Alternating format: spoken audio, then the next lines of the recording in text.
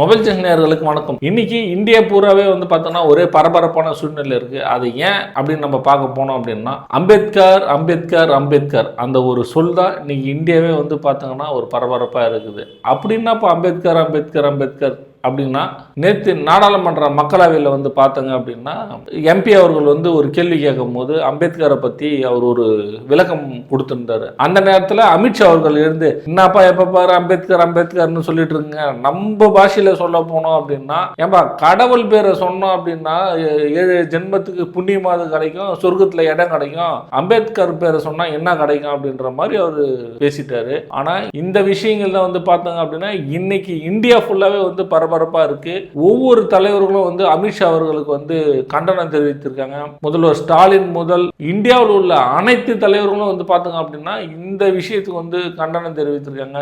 ஏன் அப்படின்னா, இந்திய அரசியல் அமைப்பு சட்டத்தையே ஒருத்தர் கையில் இருந்தது அப்படின்னா அம்பேத்கர். அதை வந்து யாராலுமே வந்து அந்த பேரை வந்து நம்ம மறுக்கவும் முடியாது, மறைக்கவும் முடியாது. அந்த அளவுக்கு வந்து பார்த்தோங்க அப்படின்னா எல்லாருடைய இதயத்திலும் வந்து அவர் வந்து இருக்காரு. ஜாதி மதங்களை கடந்து அம்பேத்கர் அவர்களை எல்லாருமே வந்து ஒவ்வொரு அவர் நினைவு நாளாகட்டும் பிறந்த நாளாகட்டும் எல்லாருமே வந்து பார்த்தோன்னா வணங்கி வராங்க. இந்த நிலையில அமித்ஷா அவர்கள் நாடாளுமன்றத்தில் அது என்னப்பா அம்பேத்கர் அம்பேத்கர்னு சொல்றேங்க அப்படின்ற விஷயங்கள் அவர் சொன்னனால இந்தியாவே வந்து பரபரப்பா இருக்கு.